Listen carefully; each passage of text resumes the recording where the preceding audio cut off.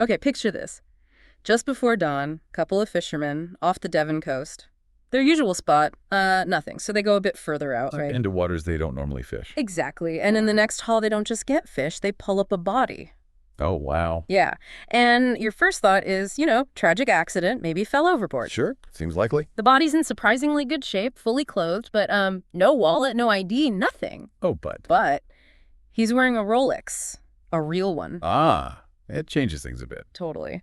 So let's really dig into this one, because what looks like just, sad misfortune at sea, it spirals really fast into this wild story of deception, identity theft, and, murder. It's incredible how that one detail, the expensive watch on an otherwise unidentified body, just immediately sets off alarm bells. Makes you think, Right. maybe the obvious answer, isn't it? Right. This isn't just someone lost at sea. This deep dive, it's based on the stuff you shared, and it just unravels this massive web of lies, stolen identity, big time, and just shocking violence. And the role of chance is just amazing. Oh, you won't believe it. A watch and someone knocking on the wrong door. Seriously. Our mission today, let's unpack how the police figured this out, the crazy coincidences, and what was really driving this whole thing. And it really shows you, doesn't it, how careful police work, plus maybe a bit of luck, can just tear down these really elaborate lies. Absolutely. So, okay, the fishermen. Near Brixham, about 5 a.m., place called The Roughs, Right. and up comes the body, like we said, good condition, clothed, but no papers. And get this, pockets turned out. Turned out, okay, that screams foul play, doesn't it? Or robbery, maybe. Right. Immediately suspicious. But then the Rolex, a genuine one. And here's the first bit of, luck, I guess. An officer happens to know that real Rolexes have serial numbers. Crucial detail. Totally. They contact Rolex in London, and boom, the watch was serviced a few times in Yorkshire for Mr. Ronald Joseph Platt. Just like that, they have a name. Amazing, from a watch. Without that, who knows? Might have been a John Doe forever. It really shows, don't ignore the small stuff. Never. So they have Plaid. What's next? Well, initially, police are leaning towards accident. Fell off a yacht in the channel, maybe, but the postmortem throws up a couple of things. Okay. There's a nasty gash on his head. They first thought maybe the fishing gear did it. Plausible, I suppose. And also a tattoo, kind of blurred, looked like stars on his hand. But it turns out to be a Canadian maple leaf. A maple leaf. Yeah. Okay, so maybe not just a local guy. Adds another layer. And that head wound could be important later. Definitely. So Ronald Platt. Police track his last known address, a house in Chelmsford, Essex. Right, quite away from Devon. Yeah. The landlord gives them a name, Mr. D. Davis.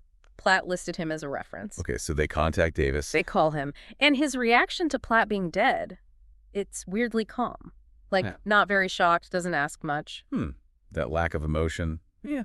Bit of a red flag, maybe. Or maybe just how he is. They noted it, yeah. Yeah. But then they meet David Davis in person, and he's completely charming, amiable, confident, well-dressed. Seems totally legit. It's on a good front. Totally. He says, oh, yeah, Ron, I lent him money for a business in France. He probably went there.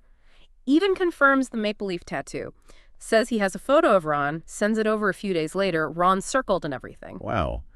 Very helpful. So the police are thinking, okay, sad accident, probably fell overboard sailing to France, case almost closed. Seems logical. All the pieces fit, sort of. But it shows how good some people are at, spinning a story. You have no idea, because here is where it gets completely wild. Pure chance. Devon police ask Essex police, hey, can you just pop around to Davis's address, tie up loose ends? Right, standard procedure. But the officer, Detective Sergeant Redmond, he goes to the wrong house. No, you're... Not kidding. Knocks on the door of Little London House, asking for Little London Farmhouse, where Davis supposedly lives. Oh, my God. And this elderly couple answers, and they say, oh, no, Ron Platt lived next door at the farmhouse. David Davis doesn't live around here. Wait, so the guy they were talking to was pretending to be Davis. The man identifying the body was the body, or rather, the man impersonating the dead man. David Davis was Ronald Platt, or acting as him. That must have been a shock, like the ground shifts beneath your feet kind of moment. Totally. The helpful witness is suddenly the prime suspect, living under the victim's name. Foul play instantly. Right. The calm demeanor, the photo, the story about France, it all looks completely different now. Sinister. Absolutely. So Redmond goes straight back to the neighbors, Frank and Audrey, and now they tell him about their Ron Platt. Moved in with a much younger woman, 2 little kids. Oh, and he had a connection to Devon, something about a boat he was trying to A sell. boat? Okay. The pieces are starting to connect differently now. The investigation goes into overdrive. They re-interview the fisherman. And now they remember something else, something they pulled up with the body. Don't tell me. An anchor. An anchor. Yeah. Okay. Could it have been used to weigh him down? Or Sure. involved somehow? Exactly the questions they're asking. So they trace this anchor. Fisherman gave it to a friend. Friend gave it to his mom for a car boot sale. You're joking. A car boot sale. Yep, in Brixham. And unbelievably, it hadn't sold. Still in her garage, price tag still on it. That's just incredible luck again. Meanwhile, they find Ronald Platt's actual ex-girlfriend, Elaine Boyce. And talking to her, that's when the real story of Ron Platt and this David Davis starts coming out. Ah, okay. Someone who actually knew the victim. That's key. Elaine describes Ron as, quiet, gentle, caring, a really nice guy, and his prized possession, that Rolex, loved gadgets, always wore it. The watch again. Always the watch. Then she tells them how she met David Davis, maybe 5 years before, at an auction house where she worked. Yeah, okay. Describes him as charming, tall, engaging, liked him instantly. He offers her a job, befriends her and Ron. The charm offensive. Classic manipulator tactic. Build trust quickly. Exactly. And soon he offers both of them directorships in his new company, Cavendish Corporation. Sounds impressive, right? That's very correct. But he spins this whole yarn about a rich wife in New York chasing him for alimony, so he can't have his own name on the company documents.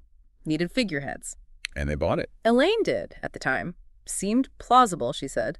Made him seem a bit vulnerable, maybe? By clever manipulation, create a reason for secrecy. So Elaine starts working for him, traveling to Europe, supposedly viewing properties, never bought any though, depositing cash for him in foreign banks. Okay, that sounds dodgy. Looking back, yeah, she said he drew them into his own little world, totally fake. But back then, everyone thought he was this nice, decent guy, even got involved with the local Baptist church, talked about its faith a lot. Wow. The pious act. Yeah. It just goes to show appearances can be so misleading. Then Christmas 1992, Davis and his daughter, he called her Noel, invite Elaine and Ron over, and they give them this gift, a card promising 2 tickets to Canada, Ron's lifelong dream. Generous. Or is there a catch? Well, the catch was they had to go by the end of February 93, seemed really rushed to Elaine, but Ron was thrilled. Okay, why the rush? Yeah. And then Davis suggests they get rubber stamp signatures made, so he could handle company stuff while they were away in Canada. Uh-huh. Rubber stamps. That sounds convenient. For him, like he's setting something up. Totally looks like that now, doesn't it? So Ron and Elaine, they moved to Canada, February 93. Okay. But it's tough going financially. 5 months later, Elaine comes back to the UK for her sister's wedding. Right. And David Davis, their good friend, he's really pushing her, trying to get her to go back to Canada immediately, but she refuses. Interesting. Why would he care so much? Unless he wanted her out of the way. Just days after the wedding, Davis packs up, moves out of the house they all shared, cuts off all contact with Elaine, gone. Whoa. Yeah. Okay. So Platt's in Canada, Elaine's back, but he wants her gone, and then he vanishes. Yep. And what Elaine didn't know was that from that moment, he started calling himself Ronald Platt. He just took his identity. Yeah. While Platt was still alive. Apparently so. For the next 3 years, Elaine had some contact with Ron, knew he eventually came back to the UK, but she had no idea he'd been found dead in July 96. God, that's awful. Then, get this, 3 months after Ron's body was found, Elaine actually speaks to David Davis on the phone, asks about Ron, and he just casually says, "Oh, haven't heard from him since June. Think he went to France." Month after he knew Platt was dead. That's cold. Just pure ice. It wasn't until the police contacted her that Elaine realized the depth of it. They mentioned they had spoken to Davis, said he wasn't very helpful, but Elaine had spoken to him just weeks before. That didn't add up. Right. The lie becomes obvious. Her gut instinct just screamed that he was involved in Ron's death. So the next time he called her, she played dumb, pretended she knew nothing, agreed to meet him for coffee. Wow, that's brave. Walking into that situation, suspecting what she suspected. Seriously. So they meet. He gives these really shallow condolences about Ron, totally fake to her. She keeps up the act, then calls the police the second he leaves. Good for her. So the police move in. They figure he'll take the train back to Chelmsford, set up surveillance at the station, but he doesn't show. Did he suspect something? Maybe. The next morning, an officer drives past a little London farmhouse, sees someone's home, calls for backup. Then a taxi pulls up. And it's him. It's David Davis. He gets out, gets into another waiting taxi, just chatting away to the driver, but they don't get far. Police cars swoop in, surround the taxi, arrested. Finally. And did they find anything on him? Oh, yeah. He had ID for both David Davis and Ron Platt right there in his pocket. Unbelievable. The smoking gun, almost literally. Absolutely. And that was just the start. They search his place, gold bars, cash like 25,000 pounds sterling, thousands in Swiss francs, 17 gold bars, art. Whoa. So this wasn't just identity theft for kicks. There was money involved. Lots of it. Big time. But the real bombshell, Interpol gets involved. David Davis isn't David Davis at all. He's Albert Johnson Walker, fugitive, wanted in Canada for stealing millions. Albert Johnson Walker. Okay, so the deception runs even deeper. This connects back to Canada. Turns out, Walker ran an investment firm in Ontario. Back in 1990, he vanished, took $3.2 million of clients' money, and took his 15-year-old daughter, Sheena, with him. Told his wife they were going skiing. She never saw them again like that. Oh, that poor woman. And the daughter. He took his daughter on the run. Yeah. They fled to England, Switzerland. Then he became David Davis. And the motive for taking Platt's identity. Platt came back to the UK. That was Walker's nightmare. Platt being there threatened his whole fake life. But so Platt returning basically signed his own death warrant. Walker couldn't risk being exposed. Seems that way.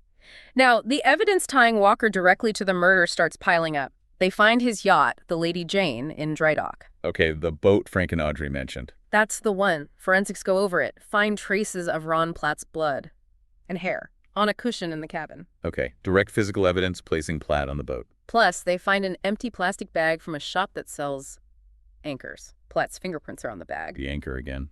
And they find a receipt at Walker's house for buying an anchor just before Platt died. An anchor that wasn't even the right type for his yacht, which already had one. He bought a spare anchor he didn't need right before Platt disappeared, and Platt's prints are on the bag. That looks bad. Really bad. And get this, the anchor he bought, identical to the one the fisherman pulled up with the body. Ah. The pathologist looks at the injuries on Platt's leg. 2 distinct marks, perfectly consistent with being hit or snagged by that specific anchor. Okay, so the anchor wasn't just for weighing him down, maybe. It was the weapon. Or part of it. Seems like it. Even Platt's belt had a kink in it, with tiny zinc deposits matching the anchor's coating. Incredible detail. And the timeline, the Rolex, it stopped, indicating Platt went into the water around July 20th or 21st. Right. And the GPS data they recovered from the Lady Jane, it puts the boat right out at sea, exactly where Platt's body was found during that exact time frame. July 20th, 21st. Okay, the net is closing. Forensics, the anchor, the timeline, the GPS, it's overwhelming. So, the trial. Elaine Boyce testifies. Powerful stuff about their friendship, Walker's lies, the motive. Must have been hard for her. Yeah. But maybe the most devastating testimony came from Sheena Walker, his daughter. She testified against him. She did. Revealed she'd been on the run with him for years, posing as his wife. Oh my God. Posing as his wife, her own father. Yes. And crucially, she confirmed, Dad was out on the boat, the Lady Jane, on the day Platt likely died. Came back late, soaking wet. Wrecked any possible alibi he might have had. That's devastating testimony from your own daughter. Absolutely. Walker himself, he testifies, confident, smooth, just like always, admits he's a fugitive, yeah, but denies murder, totally denies it. What was his explanation for Platt's blood on the boat? Oh, some weak story about Platt bumping his head accidentally. Just didn't wash. The jury, they were out for just 2 hours. Guilty. Yeah. Life sentence. Swift. Seems the evidence was just too strong. Yeah. The charm finally ran out. It really did. But it's chilling, isn't it? How close he came. Finding that body so quickly in a place rarely fished. So unlikely. Pure chance. And then the Rolex serial number, the anchor being found and not sold, the officer knocking on the wrong door. Any one of those things doesn't happen. He might have gotten away with it completely. It's a scary thought. Shows how much justice can sometimes hang by a thread. It really does. That combination of just dogged police work, following every tiny lead, and sheer unbelievable luck. Yeah. But the really unsettling thing about Walker is that mask he wore. People who knew him, they saw this kind, religious, decent guy. Even after the arrest, some just couldn't square that image with a cold-blooded killer. The Jekyll and Hyde thing. It's hard to accept that someone you think you know could be capable of such darkness. And the sources say he never showed a shred of remorse. Not for Platt, not for Elaine, not for his wife, not for anyone he ripped off or lied to. Nothing. Just a complete lack of empathy. All about self-preservation, it seems. So, wrapping up this deep dive, it really leaves you thinking, doesn't it? About identity, how fragile it is, how easily someone can just steal it, twist it. Mm. What does this whole saga tell you about just how deep human deception can go? And what about the role of pure chance in finding the truth? Those crazy There's a coincidences. lot to process. It really makes you look at the world a bit differently, Thinking about how easily appearances can fool you, what you see might be completely different from the reality underneath. It absolutely does. It's a stark reminder, really. Look past the surface. Question the stories people tell you. Because sometimes, as this case shows all too clearly, the truth is much, much darker than you could imagine.